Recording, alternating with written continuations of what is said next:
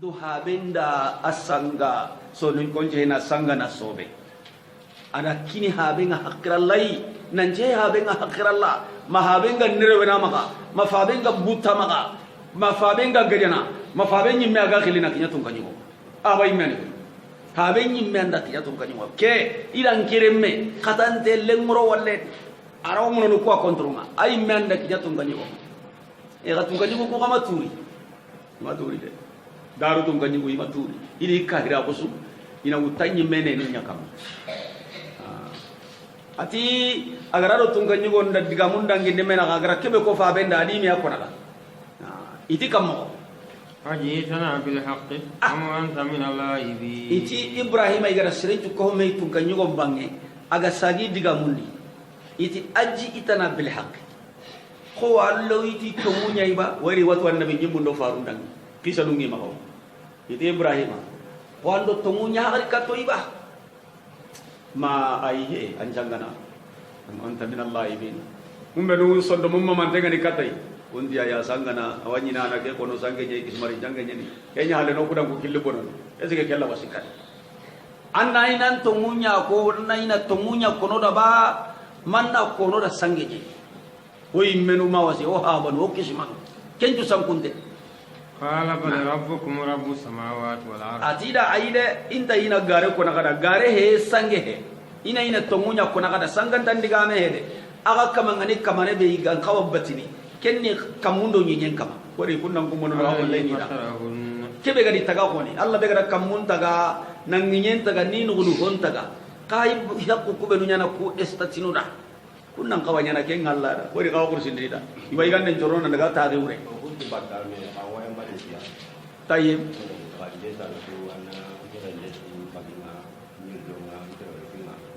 tayyib hoyong kinte chulde sempra bunden yonki nyaga hohon purto da ken kara gelli dala ker wali tini ti hadisunya kunkunya no fude no kwaro maka kitabi khaso ngasa kunni kitabi kurumbo nyaki no maka kudo unge musedi tini kunya ni kitabi khaso yonki nyaga hoho di adde sai haramun den angara dese mo ko dambe sudi ada salah kita gelle ada salah potendi taga yake kunu na bulang tu na husa na nyanya kainga hari gada betakani na serelle igo nyani ke yare nyani ke lebene na ka wan tande se haram yonki nyaga ho pare alayhi salatu wasallam gada sahab anun kabai ni kabai ati ibe ganta shiruna halle anna ho da bari yonki ganta gelanga mulla angara a pentiri angara betate tamare ende sai itende sai a jagoti itenga jagoti ho yonki ganta di kando eta sindo sangkan condo ka haram pro kunde sellai nam yonki takut ka khane ndese haramare mendese police ndese yonki nyaga ho wodi hari daranu kubenu do bayadu kubenu yirdonu tarawere sinu na ho yonki ndende sellai haram na suha anken bega mari kene inanken tuba wore daranu anken bala na mari kene na anken dan kallegu kebe ga suhana adi kallegu kebe garon ni kebe gabbambana pare alayhi salatu wasallam gadaga tererai agarini ya garin kina gadaga hari beto hilli shikin hashiye amporo ya gara ko ngama dugutanna annan ko penge mudinia ko dan kina gari aisha da bagi sira ko idun ko to ke narai na jongai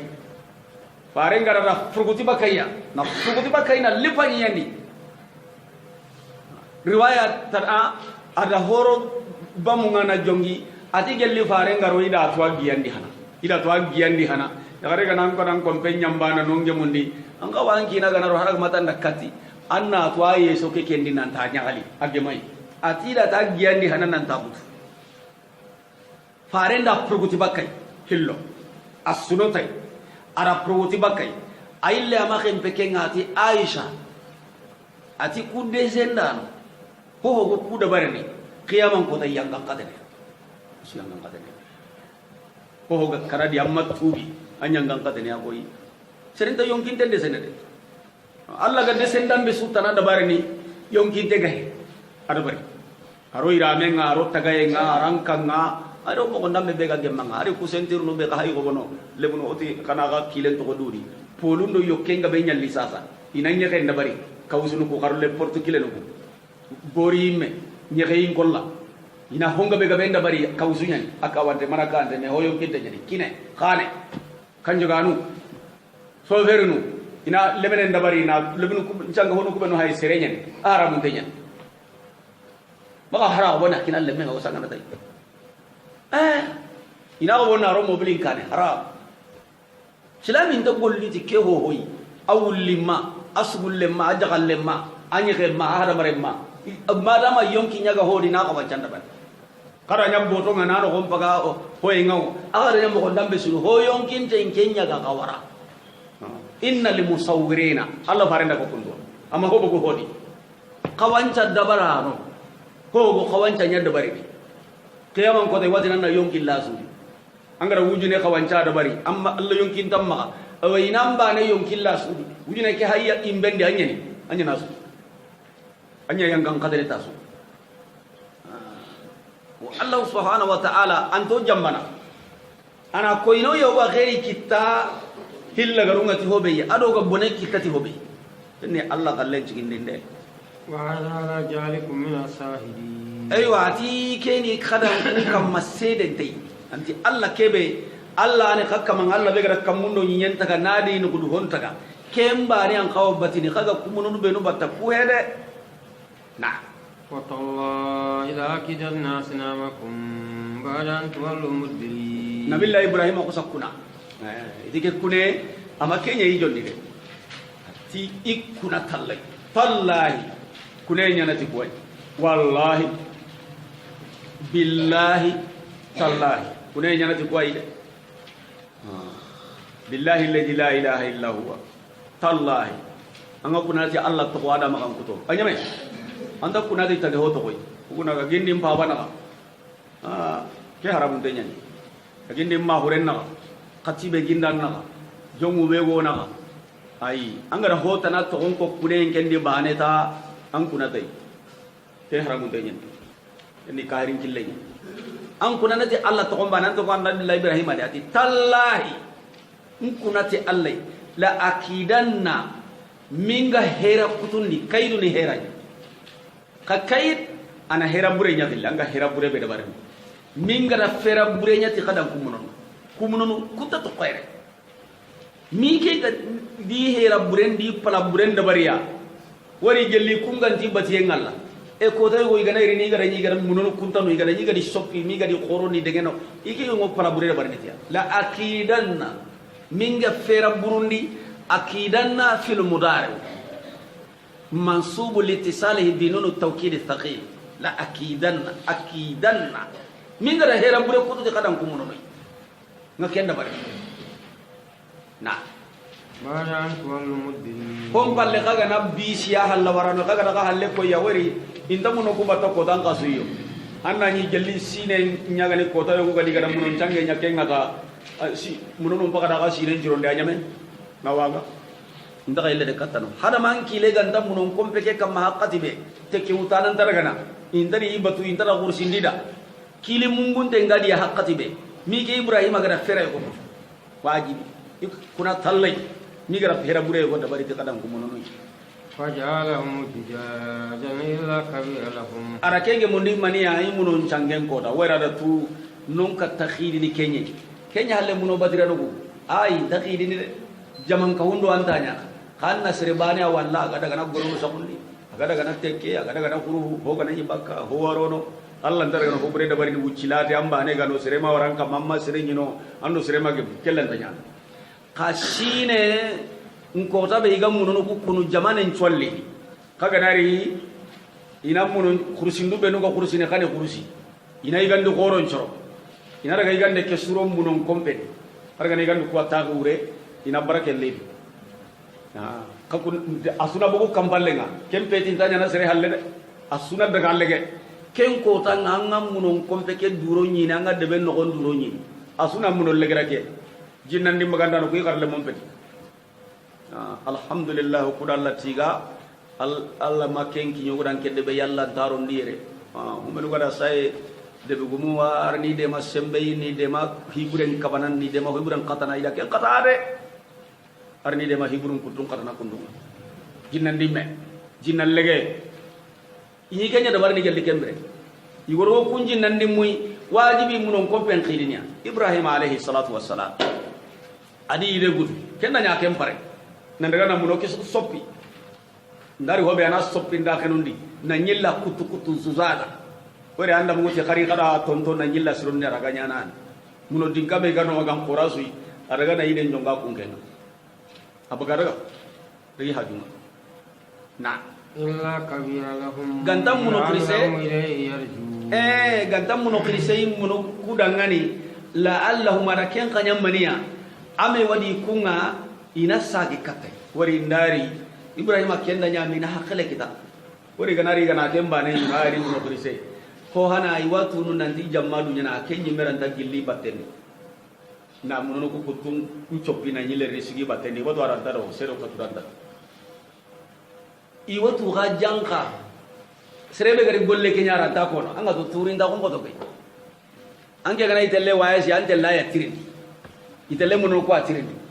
ngara gana terere ngara gana yagari muri de gella gallingi nga maganta liginga setan nyalli na dia na digam ka tauhid gumenti daputan ni setan murna nan daga ay tauhid gumendo setan enta me ni koy adaga na ko be tauhidi hoda ke tauhidi utu ide benga ko dai beddendi tasya do yugo gem nan gemu digamu madaga ima digamu harago mai pippu nan kene adi do ko tay nyaare na fankana katuna katu igon du ko tay nan antatu ama wade ma walla ba ala sami sire nan kini mukke nan kini ko beddendi kondo ya ga shaytan nyen aga de be ke muno be konturunga kenya hagara ke dabari na dunya anyoro ndai angani magambane sinan jate be ando serbe gamelle aga dallano otono do korosi de ora angana tauhid ngam maka hiyo go ina tigo i wanka ke bane an kan dunge ke bane ida ke wara kada ka tau sunna go maka mo nya ko tenne mene ga an kana ke bane warida la da yogo wano adi da me kita kendi bo ai ti ke bane ke gada kanjo bo na ina ke kembane nya adune setan da so kontimi bida hilandi bedendi ado sire banan ne kebe gamu ngadi trasi akene ila hita ni ko corona cigat takatu iga gire nan ciga siga da kurenya atige heti haram remme atanke nyana anyalli ke de be danga munun ku kondu awai ki ani shaytan ke kenta ngo andi katu parce que anta wilin tim mantenye khaida ke ho bulane ranyi mengandunga sembe ta kan dalla takida ndawa ganne undini kebe ide tike bucine ga kumbane ta hitorno kakana hakka ko hiya amba yole ne tikenye anta hirim bono annabi allah ibrahim awamu lamma hakralla nakati soro kudangani nakati to mumpamu ke kolli ke soppi na inen jongan ken kannenga ka kulli ne ka haju muraye serebe ngari munon to peranta ko nakata aranta tini kare ulana liere dairi ram ko ri soppi anga siki la kuntam ko ri ide fana kubenu gambatana igan duncu soro niramure iri serebe gara golle nde baralla ntakon iga gana ide gana waya shanga kon anga ke garabe murno jinna ngadi de amare munta dugane habe wa balla ka sahare ngai nak anna kedo kenya kundu setan ko na kesu ko na modi kena kenya alla tatu kudi gana lora kita kenya alle sere sumani balla agarna amuru ka soge ngadi de anga habalu yugo no balla saga yugo balla sadaka ngai igarna de mampai mi no muno batenya ikatan na bucine ke be dabari antoki anda muno bat jinna ko hay ken kono modi ke kana konanda awanda allo si anda munonku ampara ke yagare yagiti munonya munonku ye kada killengi jinna no ngayro shaytanu lo yagare anda yagide terende ke anda gade me anda gati muno batenya ka ke anda kita de angani daga na haju be ago ni ashiro al khamuno batenya de shirka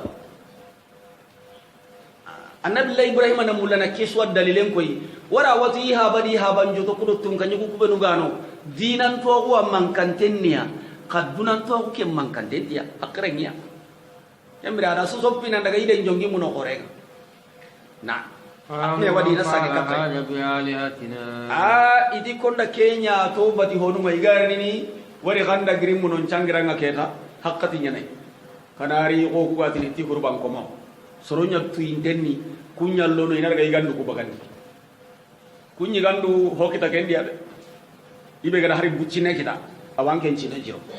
endi gam modi garanto ko hay kenya da barni igana sine igana maguludun dabari ina di duam bakati gana kinya sulli de harangal la to sigima dono annan kitun koyta anda nyira men koy anda jinnalli anda chogodun nal kemma nyallay anci nan gadi kisu gare asu Allah kutai asu setan killai nasi nyaga ni jiwu to anna jika hay anke ngara honne kita di ta anci nan ciro setan en killunya kumuno batu anyi halle gelli gal kenyi gande ilifa lo munon kompe kiara na honyano haro asara kan nanti maganda gam hirabi nyana na kenya di ko da sadaka daga kini misi islamin na misi de nyadi khayri fo igandi nyoku kulli tawo mi hirabi nyadi kana illi bagandi sadaka ngoro ilifa daga mi hirabi nyadi anya muno ngade yalla ngara ri misi din challa nya kanne magara kini misi islamin ngi takande mi kambanya me pare sadaka be gajiri ni pare misi den daga be gabe tamari ngalli mu ko nari ne tamari kombo nyakku tukundu inari sella ga kundi na jom anke ngana bugo an hobe galli nganda anna hatanna anna iganda daga indate nona le fatiha kan kari da saraka rite koron duada ay umpe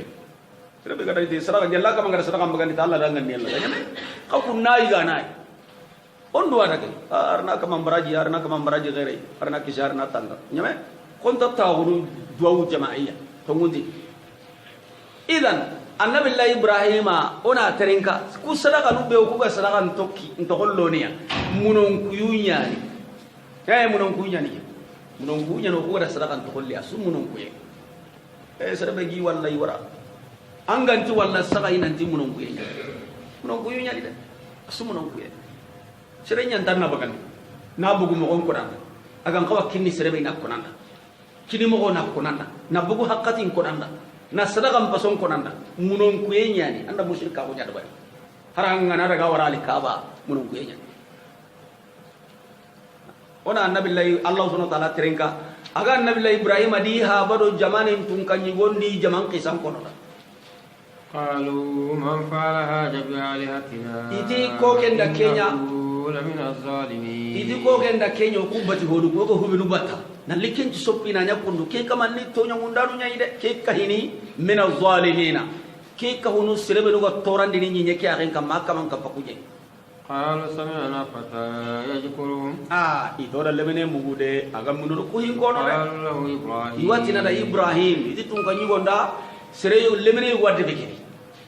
ke ngam munuru ko sabata ne ade awo kille ke sobata ne nanti muno batte ke heti hiya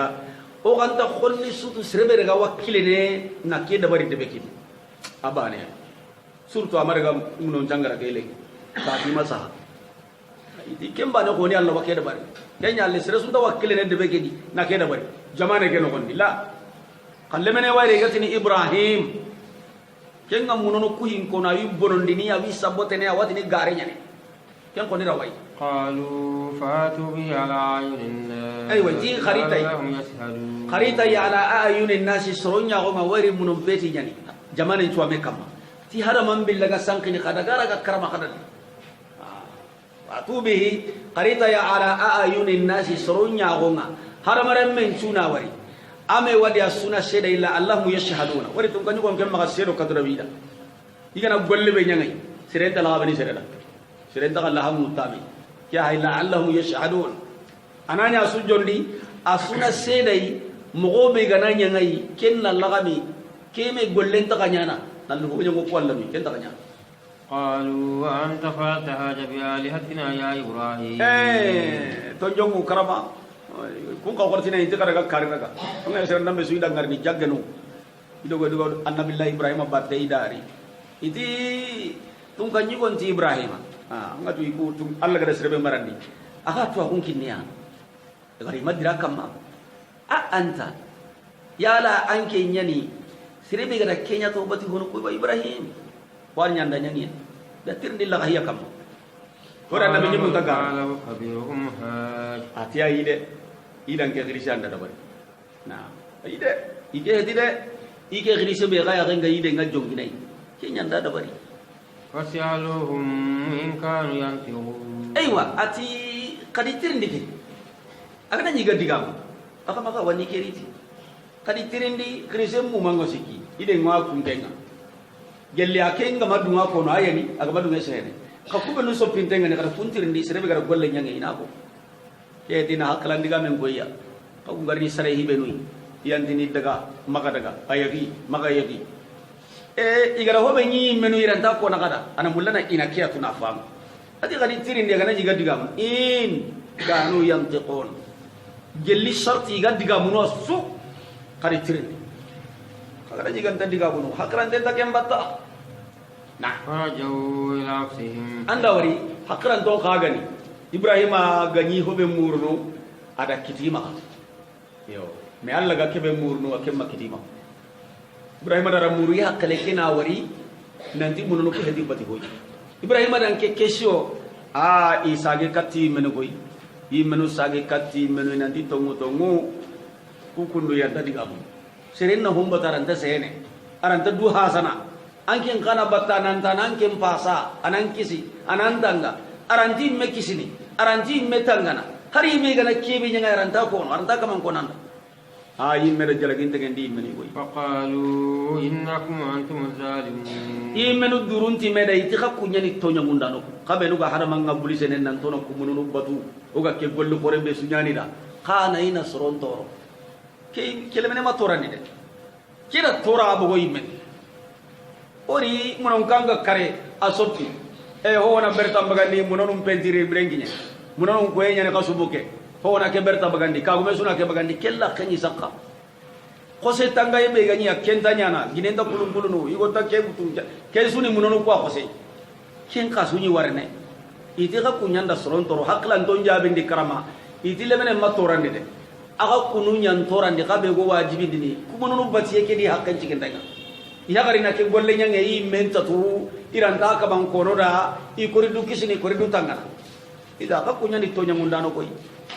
nah summa nukisu ala rusihim setan yang burani koi setan yang burani tihar marem mengade setan yang tinggal jalagi indano koi wori iti ku benu haga sehe kundu kunni soro benu tiga mengara gene itu kami ngora gene koi kunya haga jalagi ni na haraman jalagi bega telle ta ko tungkanyi gondo ibata mahonga ibenu ga jamane hor sene kana kumunu batuni akal sigeni kai diga mu ngara gana ngatu diga mano konta bakima abo journalism ina to ngon na ho onda bakani ka shaydan li karaman na li haqqalendi nanti kagara ho be famu hindu kundum bede kele bene iya haga daga kullakatu naga fabanu rakatu naga kismanu rakatu nda billaga tin ka kunni tirni tin ina gajabi es kele bene kay menda tunan tukunun tase shaytan dina keri haqqalendi karama na formation kinia kama ka jo hada manjala gini de lemene kiya jalagin tenni kara tirindi pourquoi gatina ka kunna ku tirindi ay meetu nan tin tadigamu kama haula yanfiqun iti ibrahim ita da tongu gole anke ngatu nan tin kunta digamu laqad alimta anke ndatu hali ku kundu nan tin tadigamu an ngatu nan tin tadigamu bonanto kuna ho tirindi anta digamu nan khawatu donc andora galla kala ka toru nyai andora ga soro lalu to nyai an kawatini serebe ganta hi kala yeni turunde ana diketu hare metiring parce que turunde nyanan tatu ka hakrante amodini kenda tana ite tiring idi ibrahim adora ga lalu to nyai anyi mewatu kunta diga no mane ganji kanga tunoni tirindi qala fatabuluna min dunillahi ma la yanfa'ukum sayya ibrahim ati ga question ngemo kaja ba question ngemo ati adangani idangani eske ga ho batta na afatabuluna min dunillahi aga wabbatini Allah tanang afatta yanfa'ukum sayya ho beranta ho na hanakai wala yadurukum aranta ka toron kaga na batu antana hakil lagai kaga na bati engara anta tora kinya nakai eski khawadu gene na kimbatu hakran to nakai wal ma ta'buduna min dunillahi ibrahim ati nyagu ngakada naam uffin kenni logo monti uffi wa tuffi kambe mexe ado taro mexe wotini kiada uff nyagunta huwa kada kanya soro nyagundoy uffi lakum nyagunta hunga kada digame be kaka kamu kaka trondi hobe kaka kada digame be kaka rakhen yali ka kuma hoba takata kafaban hobe dan takana anta tora kinya nakai arantana hakinya nakai seren kawana kemba nah أف لكم ولما تعبدون من دون الله beku yenga kadangane beku ntago ngakada do nyaku ntago ado kumono be no kaji batta kara kala do kusuni fonyo kunte do febbe kunte kaga di batun Allah أفلا تعقلون ati yale ka kunyi menta hakrene ta ko do ngene ke ide seren na golle nyana ngana hakita hobe haqiqata wallahi na anda muno batte na ana ham bidalil angana hayindi duna banna horo mangana daga jamane su ken jamane bannanu debe so bannanu akitanto angana musyriku horo be ga ken debe kumbe ta akitanto gana musyriku horo be lu ga debe ndi sahay buronda nan horo igatini benne ngasre be no maka igatini jinnan to ko yurdun tenga maka korti gumo horenya ni ante nyina ka debe bannanu ante nyina ka debe cire horoi ante nyina ka debe cire darajantoi ango nyini seritan ni sorongo karne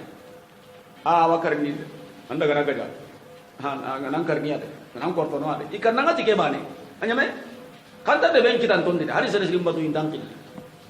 anta de ben kire sirundi ti hoyi solima dangawanga igo kannanga wori kahirinya na ando sere be gana gaja anta surna kamama ke bane anyame kenya halle mani na haruna annabi nyimme annabi allah ibrahima adi sorol lakatu tike imi hakrengawo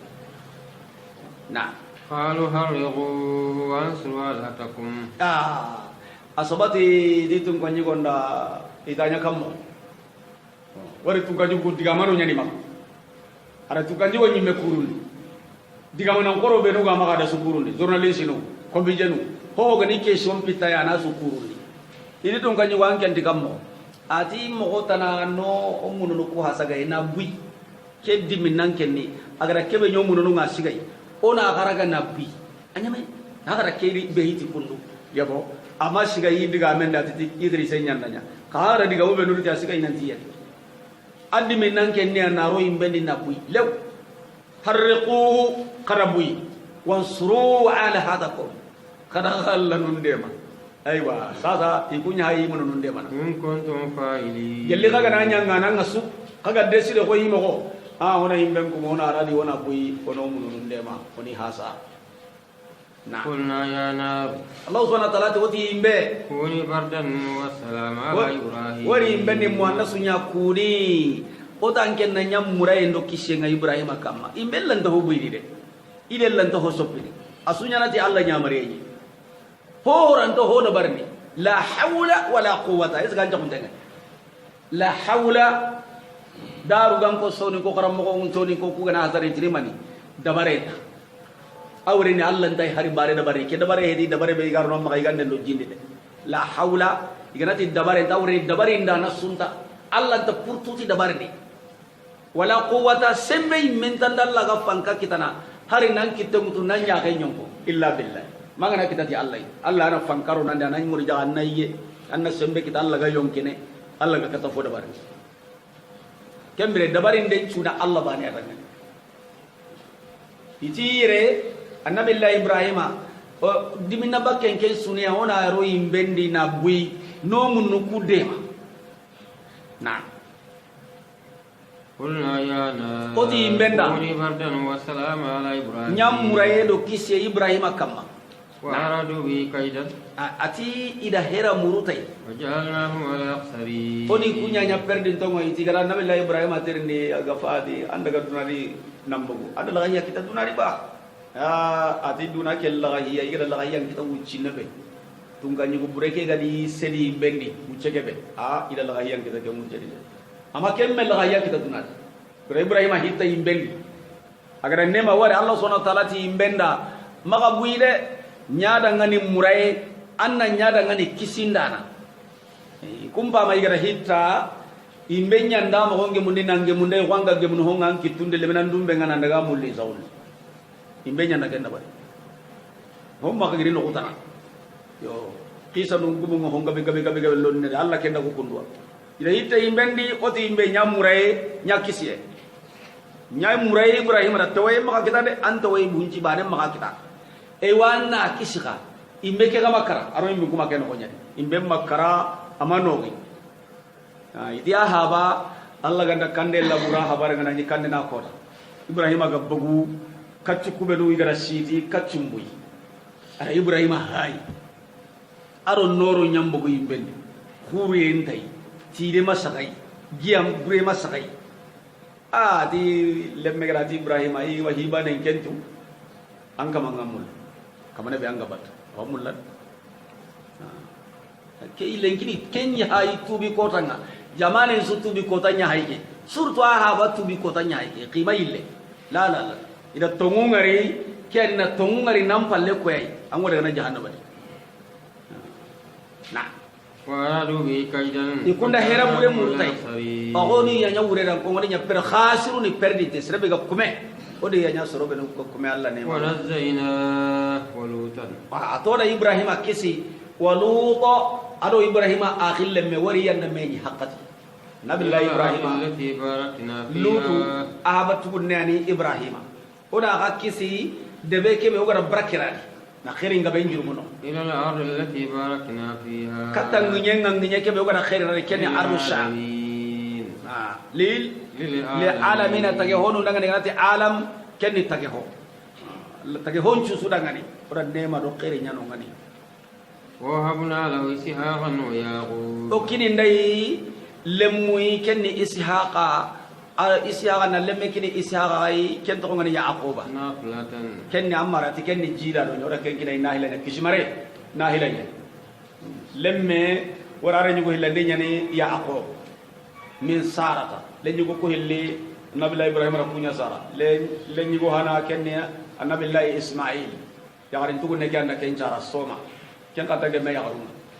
tare yarin tugu ne hilande na soma cara masikandi galla ga mabla ngi ta ko jobo ho beda a jahannama ko no koy ko jahannama wutu dai de na jahannama wutu da batena kari nalle men kari bari manda argar so man cara ikani ya kari paranga kenta birene ho ga bi jahannama wutu tikenga annabi ibrahima aya garin tugunne ke anda so man cara ya garin kasege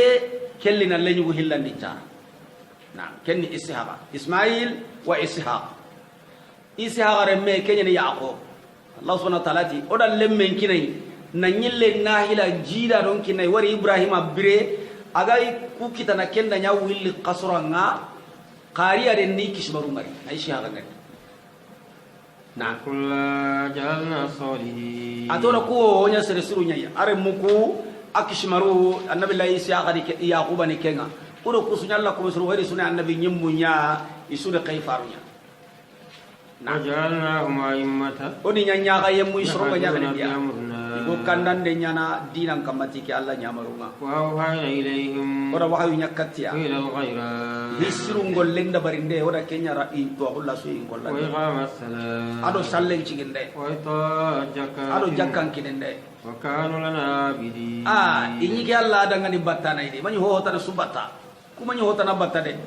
humbe no garon kono keni nabillahi musa gundonya keni ibrahim gundonya keni nabillahi isa gundonya yusuf gundonya nike igarna wagarna kundo tara sunti maka ini Allah bani abata andro Allah di kanu lana abidin anga mulang kan kisi annanganya annalabata anga sene Allah abane wahada anto ho ko hunai andra kan kitum pili nam pazun su dai nan yimme hagani ani Allah subhanahu wa ta'ala nan kai kuma shiruma na waluta atayna hukma wa ilman ati annabi laylutu qa oda fami shiren kinai hukuma kenni fami shiren nan yille na to gon kinai annabi laylutu qon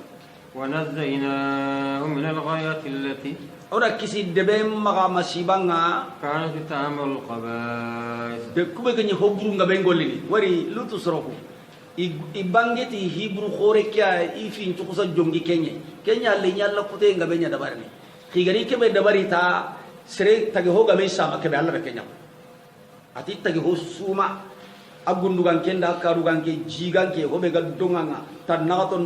tondo kampin tondo kentana ho mi sama ibu hillina daga mewutume ara joppa lutu soroi harabare mu nyanda joppa kenya ya kama kono sadumu ta'anu kenya jalli kunna nya anda bari fibre jankinya hari daba nun jagai hari gundu honun jagai ibu filli kenya halle kem manyi ganya Allah na ko qur'ana di تجوه أمي سامك يقول اللي نعصر بي يارو اللي نعصر بي إكيس وكو جمان إكيس وكي جمان اللي جمان بيجا كل الإسلام من جمان كوري ما كايتون نشيجنا يوا واتينيانا نانجا nanti li fo duan nan kinia kennanya barisa nabru gumungi tukana kair nungi tukana al keni kitay Allah subhanahu wa ta'ala hayya nabi nyimmen qibarinya kono nabi lut bin haran ati oda famien kinai na tuwagun kinai kedebe gada Allah kutan Allah gada malakiyanul liti li halaki sayna jibril na nyinye ke goro dan daga kamundi ko kamane ngada nyamari mo gombe ukiyama kamudun kono gi selewun kadam ku ni yelmi men kama serebane suga di debu kunyeri ko cenga no anto kon sa antengai agar ni nam kadanna nyama angare halle ni yandi riyan nalli ware ni yandi imakar ko ce wajibi an ko celli na nganga no kumbe ana tapwanga nan kadanna nyama lew serebane kenni marana ni ko mo ngama iwada batada ni kelli wayashi ma saudi nginyanga hari saudi agi hajun da barni haram ga awama ka haram get ko cebe gan kawana kem palaki agari ni amani no ada batello agari haramul lakai nga marake unda sigani idi anya kammo atina ro fulane abate ngai tawa aba tangan de aro haramul killema kirangan nallo re itana daga halagi saduma ko ce asigino nyana hadisi kende tendari atokone abir gali adi jama ke agi jaman kane ke tayri ikunta tu français to ibagu français nga bane ko cenda li pakara ikunya kete parendo sahaba nunga waisini iriyati ke haya abiri gali khaburanya ani haramu ke no gonya dira haramu ke tangande dia garanti tikenga agara ga bugara mun dia kinyere bane ta halaki be gara soron kitara kitaye ati gelle ga maso ke nga kana jaga kawakkan ngumanya nyama igara bulu ida kan ke guman ka hay daru soro kuni kunya kumenu ga da batta jamake ima wakile na gumake u paski da kan gumake ganari asron nam magati ikunta to khibare mega sori hal ikum maga isidan da kalli junti Allah ita ida bulu kaburandi na kan gumake sakunda jonde paski da kan gumake ganari susoron imagati ida karido kan gumake ida bulajo faren jaga gana jaga ka gumake nyino kan ne ni mani doro mai sabarunda me sama ina non ko bina jaga nan daga gumake bagandi na daga kange ke gumam bagandi yo seren nan kan Allah yang ngangkatan amilla kanu Allah yang ngangkatan kanu Allah kutenya na hoburen ju sababu nu serenda nanti ngo garanti no gondi anda to ko ken garanti de ko kenya halle ke gona kisi halaki enda nyin no ku ke be aga anta to ko o baka o ikungari ni sabu mo igalle ne kata sabu mo ida nyin no mono Allah subhanahu wa ta'ala ati oda lutu imekisi ke musibai wala ni birne de bekiya oda kem bagandi kamanenda kenya ko akhrajna man kana fihi min almu'minin ma wajadna fiha ghayra baytin min almuslimin ko binu gani no mu'mininu odi bagandi o gama sereta na nyino kabane gani ken lutu ka alayhi salatu wassalam ونزيناهم من الغايات التي كانت تعمل الغباء oda kisi bakka deben nyangang katanga deben bone ngabone be gadi kita kubenu gadi fibru ngabenda barni ni luti kanga unda barni Allah subhanahu wa ta'ala ti yisro burunya ikoy kuncoro kanu qauma sawi yisro buru ay jikundi fasiqina Allah nyamari to kanun kani koy Allah gara ho kabay wada barni ebre Allah di halagi وأدخلنا في رحمتنا ora lutron do hinna endi من الصالحين akel lutu wagel liki Allah subhanahu wa ta'ala ko masruma ونوحا إذ نادى من قبل atanna nuhu qaqi baren ko akembe gani awwal rasul ya yandangi kusukane فاستجبنا له ko jabindi adangani birabe kamo kabi tankarage sine aga soron qilli da'wa ila Allah ani kay faru krisenga boy Allah da fasangunta ko ngabe nyangada o gelli ke ngal do winga benkinai agara uce be nya da'wa nga kata Allah ya nabi nyimme do kay fare ma me dabari agara logoy be kita annabi nyimme ma me kita yo Allah da kaba ko nyanga dangani na yaramura amake me halakeriti nuhu surom palakien kane ama meri da halle ahalake ke hason da suron laga ke ji firawna ni jaman to ke jende khadi bani akita min aduna su mumam mutu tingamenga kamon ka bitankara ke chinenga timme fadaa rabbahu anni maqlub fantasir ففتحنا أبواب السماء بماء منحمر وفجرنا الأرض عيونا فالتقى الماء على أمر قد قدر عملناه على ذات ألواه والدسر الله ركينا الله سبحانه وتعالى نو أغاقي بارين كوني كتابة كده فاروم پنانا يوروين كده نوچلاتنا فارغ مكبنيا أغا سرون كل كتاب الله سبحانه وتعالى برام بأغا غنون نكوكا الله سبحانه وتعالى تيوجي من دادا فنزينا ودا أكسي ودا دي قرين كسي جلي حلقي غورين كربو خطي غوري أمر الله عظيم في غوري بغنيا ميغا دونا دام انتقانيا نو دونا جلي دونا سوتو جينا أسنتمي هو انت دونا دي كم كوتا جيغا انت هو والله يو الله دا كينيا أغا سرمباني حلقينا تودا يمكسي أدي قرين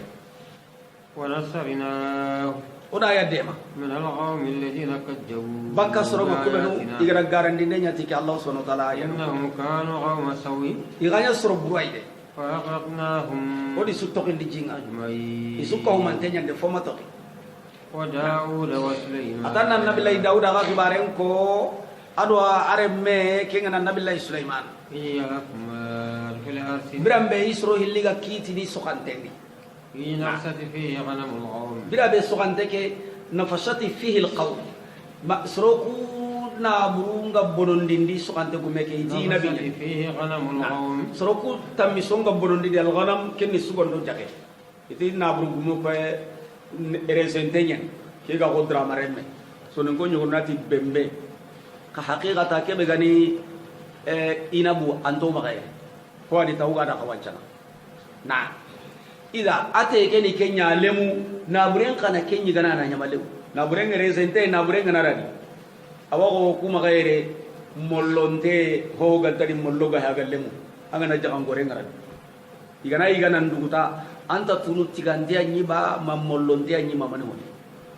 na buru kura su gallew tasi ho hontani idare menyiga na derenyiga na kharenyiga Allah subhanahu wa ta'ala kenya nabi Allah Dawud kenya di kenda nyare me Sulaiman alayhi wassalatu wassalam annabi nyima gondo khefara umma kinyai habe ke birendi hana awa fa be ngordun no honde tibram be go kitini sokante bira kebe soro tammi songari na burondindi sokante ke وكنا لحكمهم شاهدين onyai kite ke daga ni seda no Allah subhanahu wa ta'ala di sere tenga kite ke kite mani ke Allah halle nabi Allah Dawud do Sulaiman kite amanya ni halle ke Allah subhanahu wa ta'ala onya seda no ففهمناها سليمان Allah halle ni ya to da kite ke to mum pa manda nabi Allah Sulaiman ya وكلا آتينا حكما وعلما iho hoga de oda ki fami en kinai hukma oda hikima nyakini ho hidun to ondo anteli sahu na to ko kinai dinan tuagu wa nabi nyima ko le khefara ko tuagu ngi suma ka koy وسخرنا مع داود الجبال ati Allah subhanahu wa ta'ala mani ke kite iti gari nabi Allah Dawud te gume gero na buru gume ati ina ite nyani kero na buru daga na iga ida tasabbutu mbane ani daga non pai na buru gume makude ita de iga de hon bato pai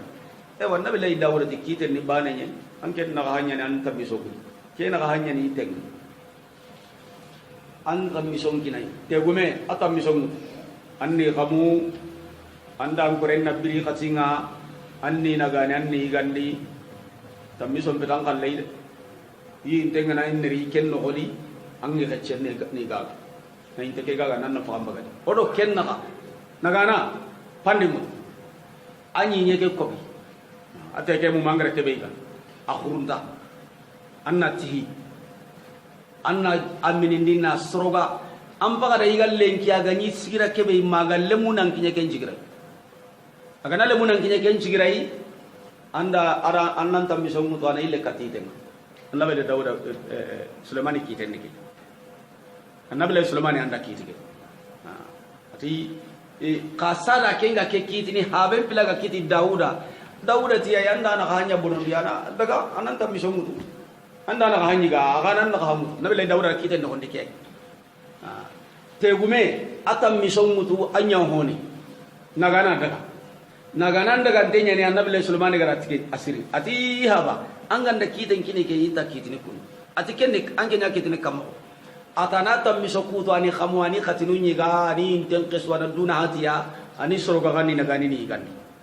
kenno goda na ten qurntana ti maga bonondini lenki aga kiye tayimu be anda kiye genga tegumen na ille katti tenga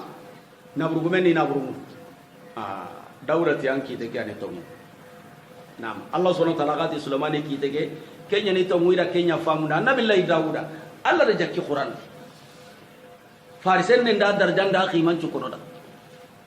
ka har mar me matin mele ki tu be no aga khenidi Allah di yogo ko Quran di bani nya hay surom pilli garai keti tan kabedo jaga yaru kabiyani maga jagari bani ana ike maga tan kabedo kabani ga jalle mamma adinni sehendi akatinda timinga ndin kallen kahima annabi lay dawda gabbutu adangani na nyamaga jallembane ndiga memu ata dan toro koy haraga dan tiri ndai bana dan toro wori kiden kanta telle manga nda sorom pilita hunde me kama amba yanga jalle mampai ti habanundo kagumundo serbe no hingari ni ware gai garni kasawara he bana ndiga mangko ngano ko kama ke tomu kutude adiga mungu ta sere gori nanga ga diga men ko mo be aga jalle man kri jage diga munde anna da diga pananu ku pese esika saga su diga jalle man jon rantai inanya me kamma farenga ali de gene ada kya kona da te maka kiti sorona ga iganta me kamma inki inta ko me kamma ini diga mun ko me jol idiga mun ga me waranna kiti idiga mun ko me waranna seda namu seda daga makite kunande ko hobe nyamana ni sukunande yere kare Allah da nabi Dawud jele Dawud ti adan toro hara garan tirindi aga ma hari bare tirindi Allah rai nyang kanina jele annabi Dawud alaihi salatu wassalam ari hadis sahih nanti yareni yarim paramparenyi debendi sere goro kwa kunya na muru jene nga jare ke kali dina gumenya sere koronya nda muru jene nga ki kotai patron koro hilli jaga kuncu wada batte ina na buren ko ina ho ko indame kale mi menu gar mi timbe me isu kontai kempalle iti sasa ke gari li fona to ko nyabonon kuno o se kuncu nyonon kon doke ira garen citai na sera na garanto ko no gari na buren kinia o ke hinki na Dawudai nanda ullenya na yagare kema iti yagare wadde be ke dia da ullenya mara ulle ke anje ni ne igum pingana ra na ulle kya wallan dake wari ida sera ronyi gandi oka ona sera ni gande ke warade o baga de o kudan ku garanto kita no kana ga kiti inati sera na wamma sera nanti ma dawa oda kita ngara ko mane halle daga sera na mu sera ba sera hobe anke na sera na mu ranna kita kenga kite na nyata o golle nya hayjana nabillahi Dawuda ida gari iga kiti seda no nakati seda no nakati ga seda nan duguta annabi Dawuda kita nya garen kam parce que yakin tenya ade bona nya ginam kaso seda no nakati seda ya jeni ni Kenya serebe anjeni do hadamare me ken birandenyo hari sere hurenya ya gare hurenya anga dinan jeni dai sere nan lagana anga ya demu ya gani nan kari anjeni do nayo sugo yo daba yo nan kari ida ya garen kari annabi Sulaiman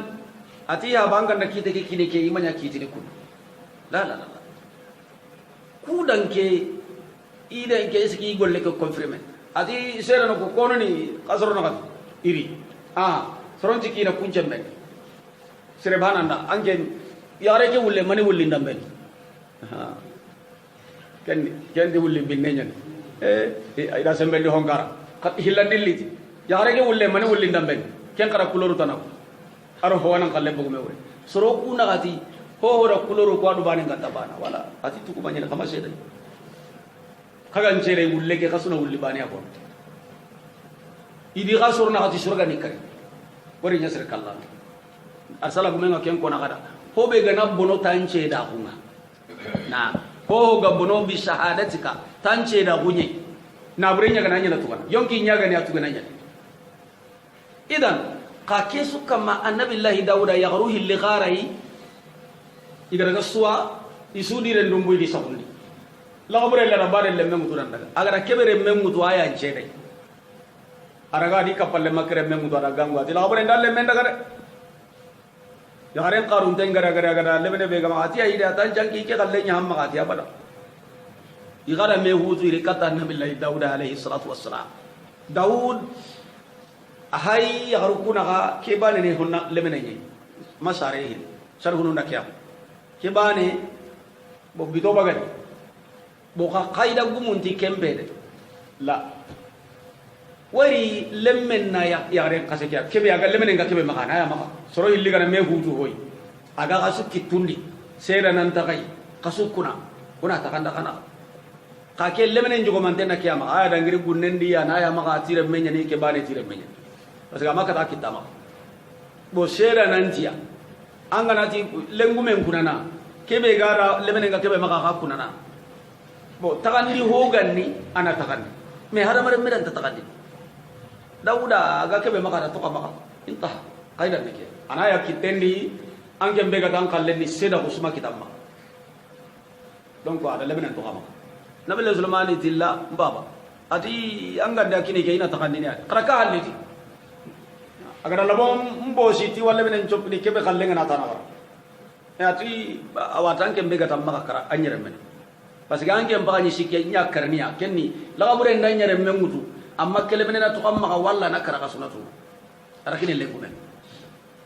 kakesu kam Allah subhanahu wa ta'ala da nabillahi daud tiga qur'ana di nanti zali aidi sembe gore gumen nyani Allah mbatte di dinam pindi farenda ko seresu ko sumunu dunadi daud sumu mo nyam pasal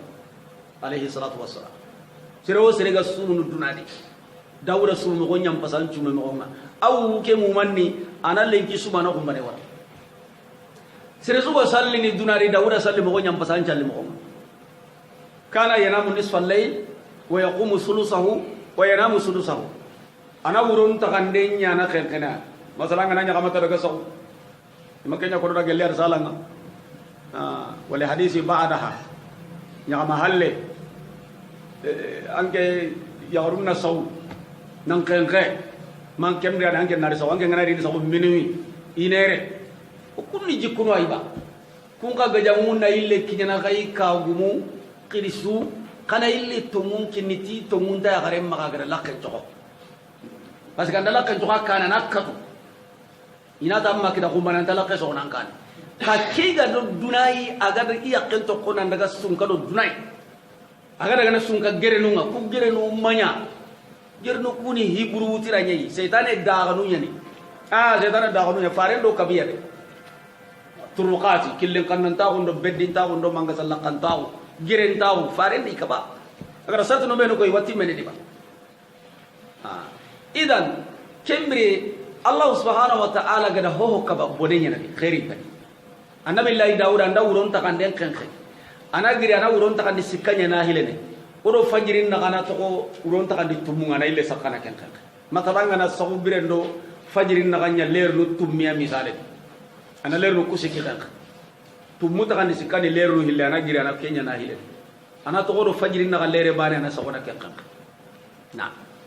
Allah fa aya sallimu gonnam pasasu e wa nabi layna dauda bire mo gonnam pasu asu bire mo kana yaakulu min amali yadihi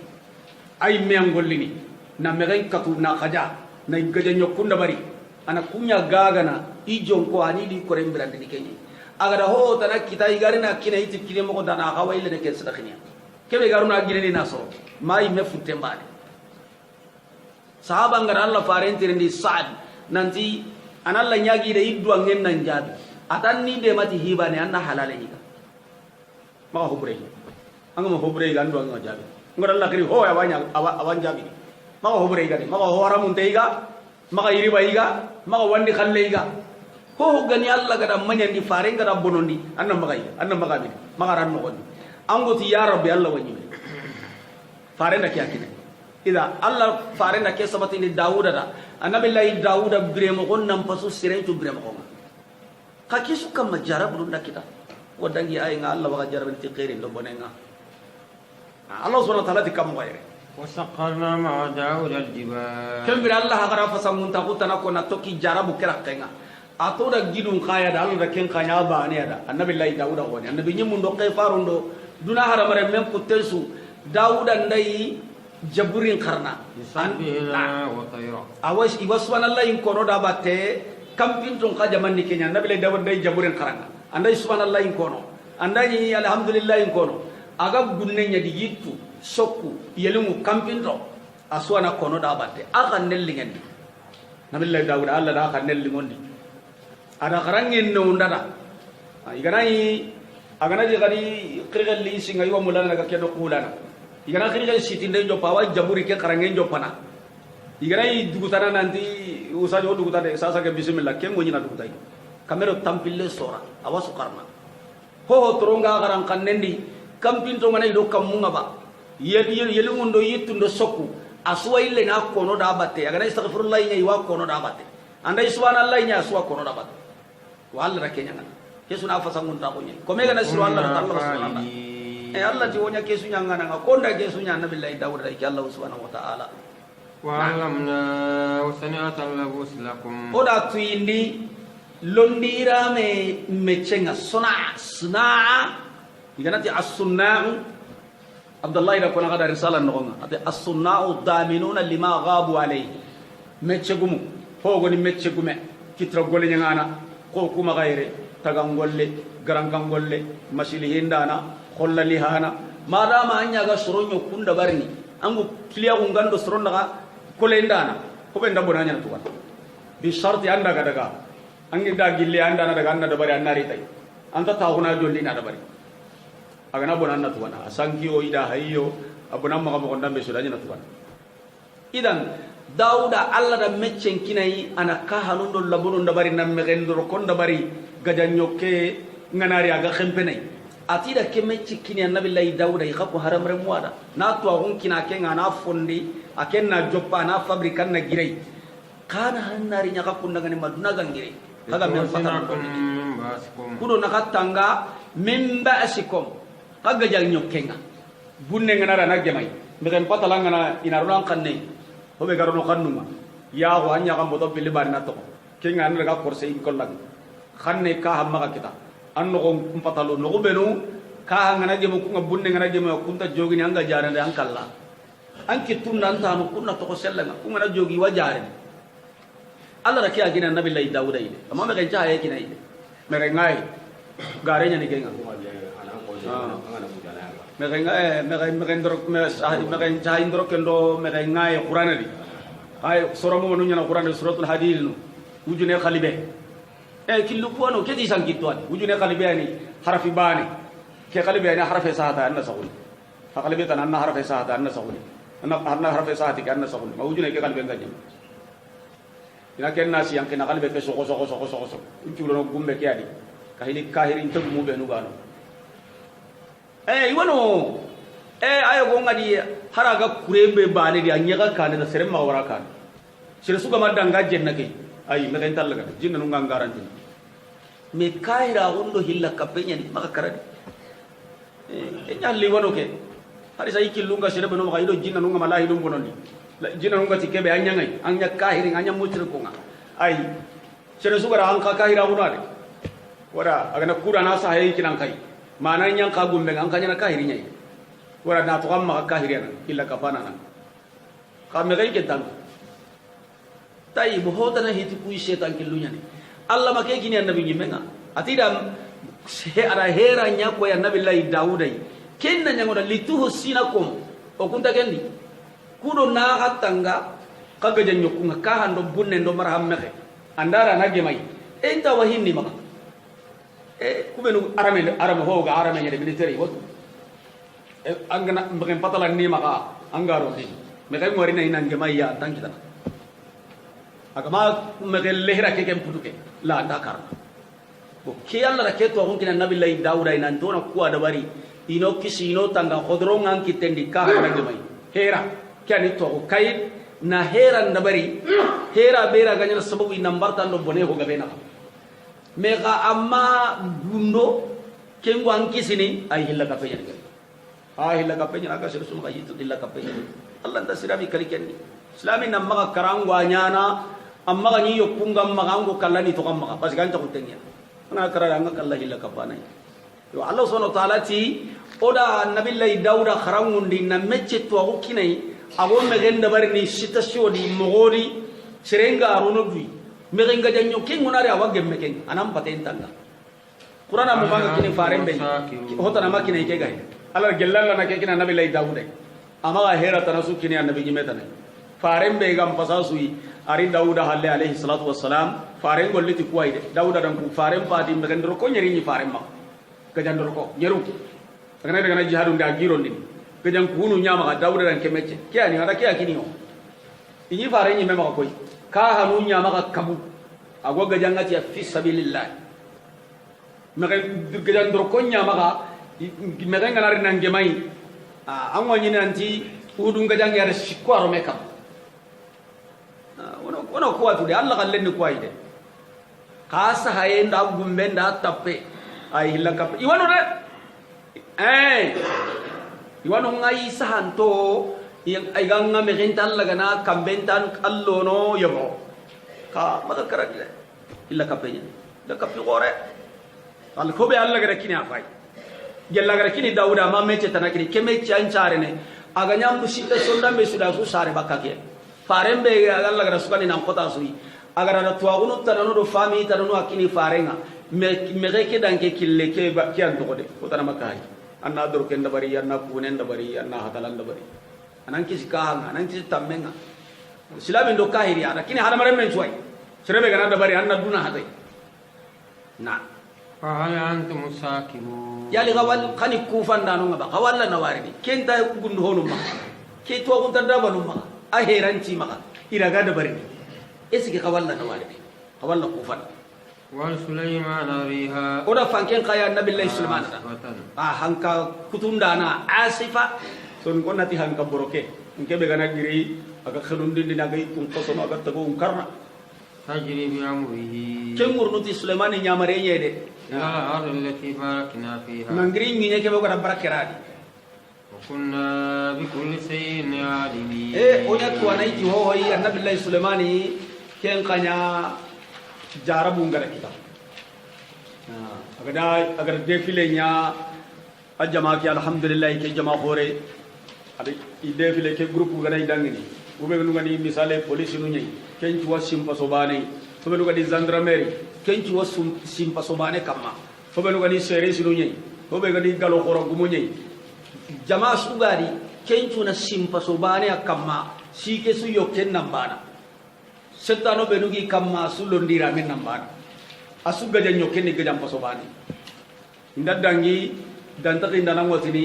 keni kyara mi hulana ke gaja nkitte hulana ni ke i manke nyane fulana gantano fulana wa battendi gaja lagenga ona ku daga na gaja ngendangi karai ku kallin ni tammenya kuna bunne nyatu kuna bundange nyatu kuna kahanya ke detail ganya mene la gasra sulaiman ibati haqatin danga maka ko ga benti la gasra nyana aganya Allah bata haqati be kendangi boy dumani ga haqatin bayini kendangi kiyan khal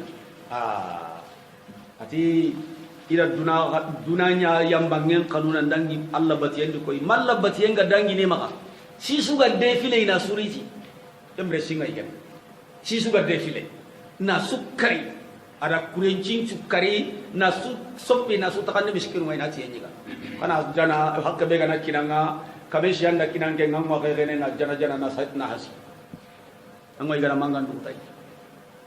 tai ade kari ko rangani diminay Allah bati haqqati gadangi magati na burebe silamin balla ken na bureya amballa ken charwishiya amballa ken mecheya annatu bi kata Allah wori tubun chartinnya ndawara nimi saga din kita ndaka saga ne katai wahin namma an kentu busa an hinnano awai lenan kita kyan ciga de barasa ne bakaya fare sahabanun ne kundai amen do barbul khatab kita la sarabane na hiri do tamaringalle ha inde ada sukini fi sabilillah kenta uranga be sahabanun Allah mbatte ngo khinam magati na bure sui mecce sui kuro annan kisi ambar amburnu kemmecce de annatu bi kata Allah annabi sulaimani Allah da washi hokinai ko be gam pasu singa ko be gam pasu tan nakatonga Allah da hankenya kina gana la hile gana no be aro ujunu tammi sere aga daga na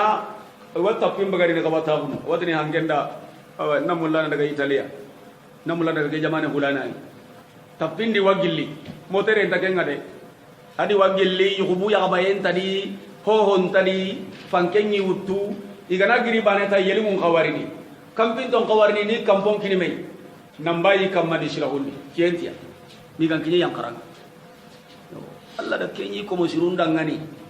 ka anna kesu kundu anna sankunto nya walla iga daga na garello kesu di khibaru nyani maka killu nyani maka iga kusu ko nabi lay dawud dagge Allah ko fabrication bane golle nyani tanna megello imbendi na katuna dabari anyame ki kunda daga na moddo nyata ko ke iga megendro nchaawullo no dro ko ngani kini ti dawud kille Sulaiman kille nyani maka iga gare ci nabi lay Sulaiman ti hongi kumma ango company Sulaiman ida gundongo to Sulaiman ida annabi Sulaiman nakiti يوم القيامة الله ربارني وما كفر سليمان ولكن الشياطين كفروا يعلمون الناس السحر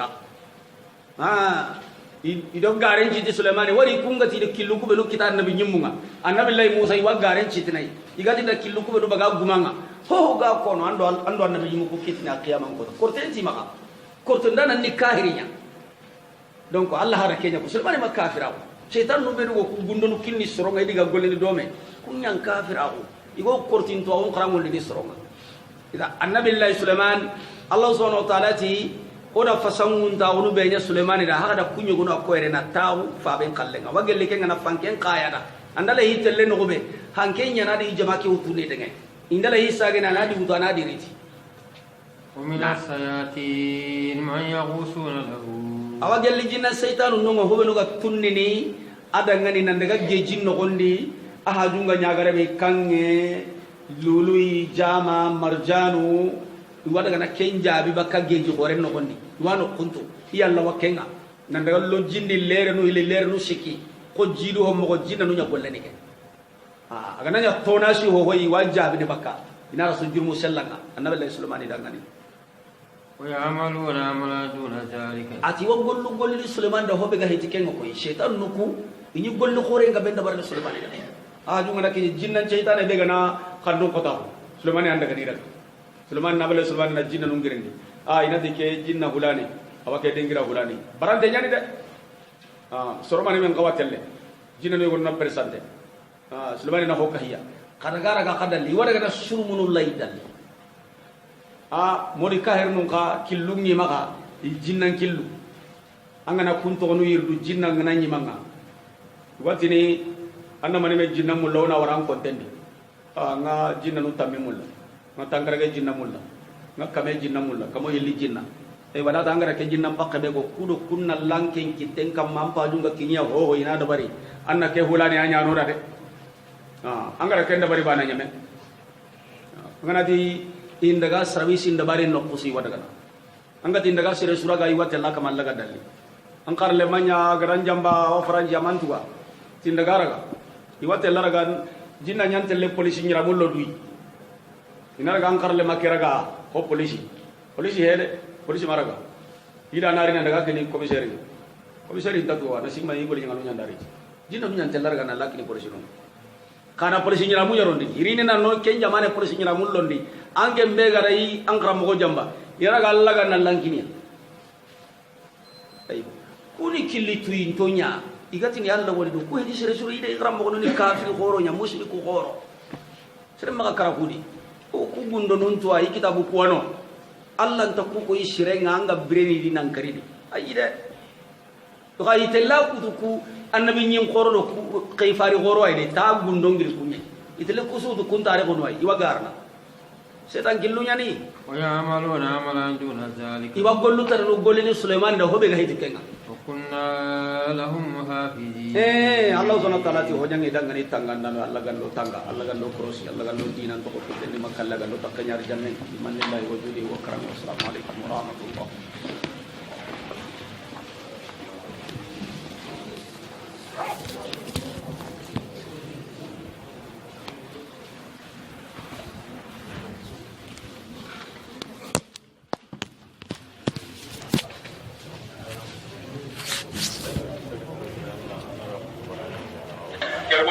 ata mission andi kamu anda mereka di kasina andi